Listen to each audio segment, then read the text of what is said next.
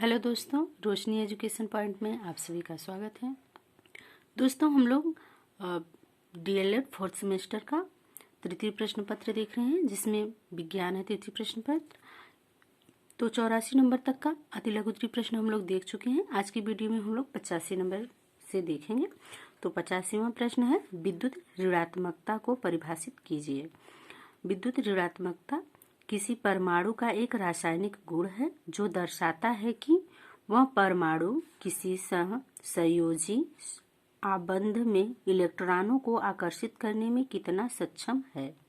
इसे यक्ष से प्रदर्शित करते हैं। विद्युत ऋणात्मकता को यक्ष से प्रदर्शित करते हैं। अगला प्रश्न है, मानव के रक्त वर्ग के प्रकार तथा उनमें पाए जाने वाले प्रतिजन और प्रतिरक्षी को भी लिखिए। तो मानव के 4 प्रकार के रक्त वर्ग होते हैं। तो पहला जो ब्लड ग्रुप है ए, दूसरा बी, तीसरा ब्लड ग्रुप ए बी और चौथा प्रतिजन ए बी दोनों है और प्रतिरक्षी ए बी कोई नहीं है। अगला प्रश्न है 87 नंबर का, देखते हैं। तो 87 नंबर का प्रश्न है, विद्युत धारा किसे कहते हैं, इसका मात्रक क्या है। तो विद्युत धारा आवेश प्रवाह की दर को विद्युत धारा कहते हैं। आवेश प्रवाह की दर को क्या कहते हैं, तो विद्युत धारा करते हैं। इसका एसआई मात्रक एम्पियर है। खनिज तथा अयस्क से आप क्या अभिप्राय है। तो खनिज देखते हैं, धातुओं के वे ठोस यौगिक जो प्रकृति में पाए जाते हैं उन्हें खनिज कहते हैं। उदाहरण के लिए NaCl और KCl और CaCO3। NaCl मतलब sodium chloride, KCl potassium chloride और कैल्शियम कार्बोनेट CaCO3। अयस्क देखते हैं, तो उन शैलों को अयस्क कहते हैं जिनमें वे खनिज हों जिनमें कोई धातु आदि महत्वपूर्ण तत्व हों।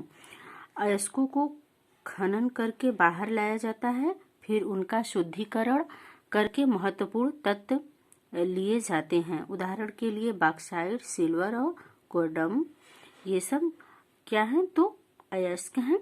अगला प्रश्न है, पृथ्वी से सभी पौधे समाप्त हो गए तो जंतु जगत पर क्या प्रभाव पड़ेगा। अगर पृथ्वी से सभी पौधे समाप्त हो जाएंगे तो मानव जीवन और जंतु जगत दोनों समाप्त हो जाएंगे। 90 नंबर का प्रश्न है, रुधिर रक्त वर्ग कितने प्रकार का होता है। तो रुधिर रक्त वर्ग 4 प्रकार का होता है। पहला है ये, दूसरा बी, तीसरा वर्ग है ए बी और चौथा वर्ग है ओ। पिग आयरन किसे कहते हैं। अगला प्रश्न है, पिग आयरन किसे कहते हैं। तो वात्या भट्टी से प्राप्त लोहा पिग आयरन कहलाता है। विद्युत धारा का ऊष्मीय प्रवाह किसे कहते हैं। तो जब किसी चालक तार में विद्युत धारा प्रवाहित की जाती है तो वह गर्म होकर ऊष्मा उत्पन्न करता है। यह घटना विद्युत धारा के तनाव से होता है, इसलिए इसे विद्युत धारा का ऊष्मीय प्रभाव कहते हैं। अगला क्वेश्चन है,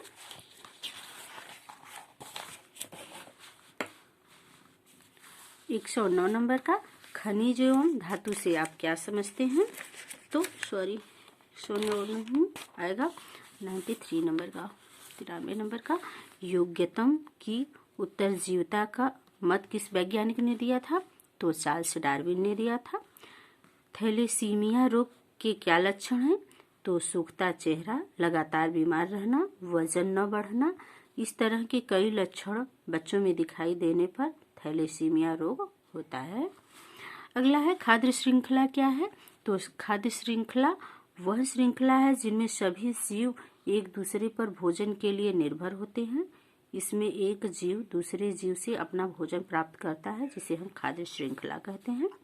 एड्स किस विषाणु के द्वारा फैलता है। तो एड्स जो है ह्यूमन इम्यूनो डिफिशियंसी वायरस यानी HIV के द्वारा फैलता है।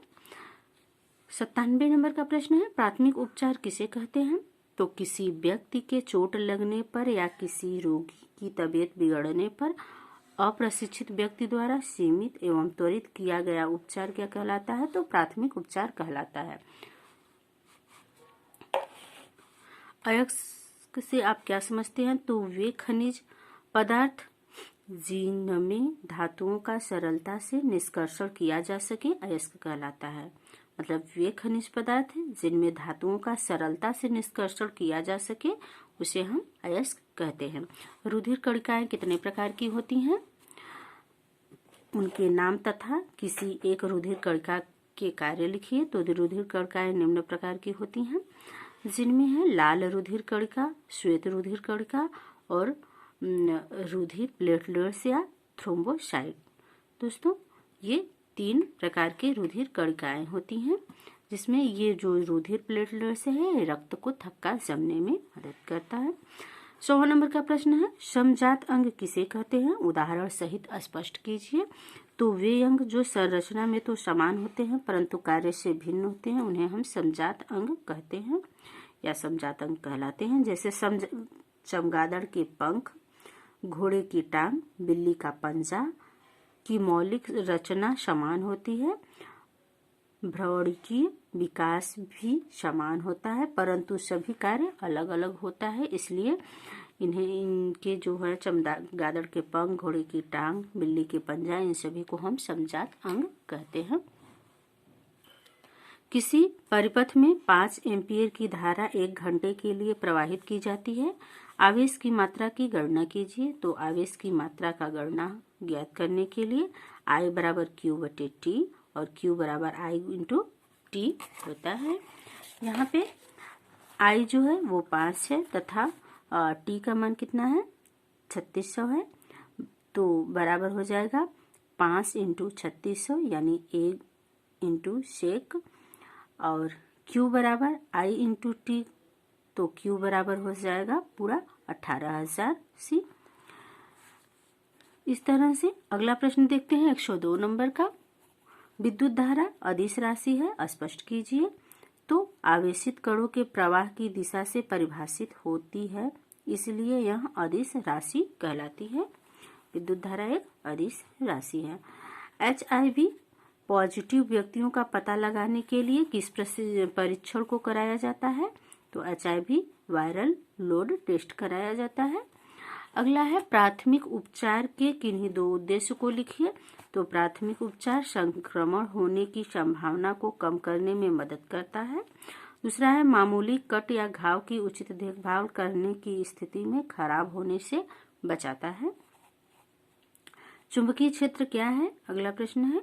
तो चुंबक के चारों ओर का वह क्षेत्र जिसमें चुंबक के प्रभाव का अनुभव किया जाता है, उसे हम चुंबकीय क्षेत्र कहते हैं या चुंबकीय क्षेत्र कहलाता है।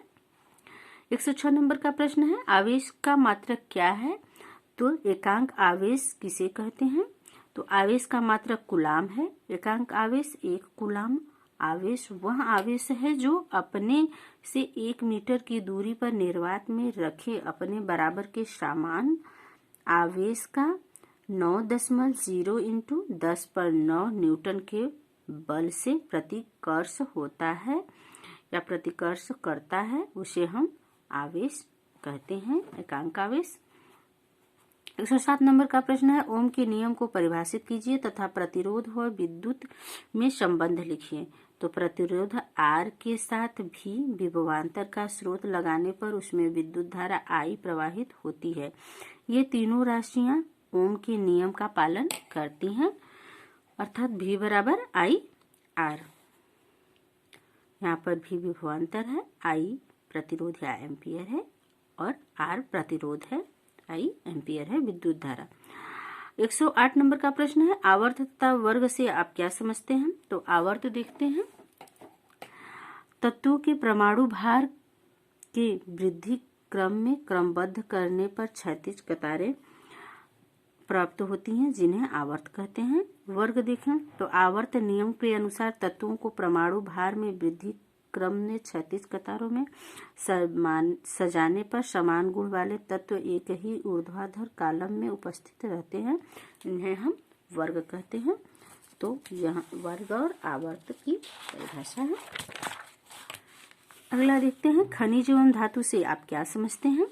तो भूपर्पटी में प्राकृतिक रूप में जो तत्व या यौगिक पाए जाते हैं खनिज कहलाती हैं, और ऐसे तत्व जो इलेक्ट्रॉन को त्याग कर धनायन प्रदान करते हैं वे धातु कहलाते हैं। अगला प्रश्न है, एलिसा परीक्षण क्या है? तो डायरेक्ट एलिसा तकनीक एक परीक्षण है। इसमें एक एंजाइम लेबल एंटीबॉडी का उपयोग सॉल्यूशन घोल में उपस्थित एनालाइट से ब्राइंड होने के लिए करते हैं। एक बार ब्राइंड होने पर एंजाइम लेबल एंटीबॉडी रंग बदलने के लिए सब्सट्रेट के साथ रिएक्ट कर सकती है, जो एनालाइट की मात्रा को प्राप्त करने में सहायता होती है। और एलिसा परीक्षण ये इस परीक्षण के लिए होता है। आवेश विभवांतर तथा कार्य में संबंध बताइए। तो विभवांतर बराबर कार्य बटे आवेश। 112 नंबर का प्रश्न है, मेंडलीफ के आवर्त में कोई 3 दोष बताइए। तो हाइड्रोजन को क्षार धातु एवं हैलोजन जैसे दोहरे व्यवहार के कारण दोनों वर्गों में रखा गया है। दूसरा है समस्थानिकों के लिए कोई नहीं है। तीसरा है समान गुण वाले तत्वों को अलग अलग रखा गया है, जैसे Cu कॉपर तथा Hg और Ag और Ti। ये सब समान गुण वाले तत्व हैं जिन्हें अलग अलग रखा गया है मेंडलीफ की आवर्त सारणी में। ये सब मेंडलीफ की आवर्त सारणी के दोष हैं। विद्युत ऋणात्मकता किसे कहते हैं? तो किसी तत्व परमाणु की वह क्षमता जिससे वह साझेदारी की इलेक्ट्रॉन जोड़ी को अपनी ओर खींचता है, उसे तत्व की विद्युत ऋणात्मकता कहते हैं। स्थिर विद्युत आवेश क्या है? तो पदार्थ को परस्पर रगड़ने से उस पर जो आवेश की मात्रा संचित रहती है उसे स्थिर विद्युत आवेश कहा जाता है। आवेश को Q से प्रदर्शित करते हैं। अगला प्रश्न है 115 नंबर का, आवेश कितने प्रकार के होते हैं? तो फ्रैंकलिन के अनुसार आवेश 2 प्रकार के होते हैं। एक धन आवेश जिसे Q+ से प्रदर्शित करते हैं और ऋणात्मक आवेश जिसे Q- से प्रदर्शित करते हैं।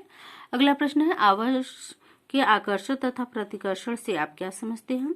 तो समान प्रकार के आवेश से प्रतिकर्षण होता है, जैसे प्लस एवं प्लस तथा माइनस एवं माइनस। तो यहाँ पे प्रतिकर्षण होगा। और विपरीत आवेश के मध्य आकर्षण होता है, जैसे प्लस माइनस रहेगा तो उनकी तरफ आकर्षण होगा। अगला प्रश्न है, आवर्त सारणी में दुर्लभ मृदा तत्वों लैंथेनाइट्स के परमाणु क्रमांक लिखिए। आवर्त सारणी में इन्हें कहाँ रखा गया है? तो आवर्त सारणी में दुर्लभ मृदा तत्वों या लैंथेनाइट्स 122 की परमाणु संख्या और 57 से 71 के बीच है। आवर्त सारणी में इन्हें तृतीय समूह में रखा गया है। दुर्लभ मृदा तत्वों को कहाँ रखा गया है आवर्त सारणी में? तो तृतीय समूह में रखा गया है। दोस्तों आज की वीडियो बस इतना ही। धन्यवाद।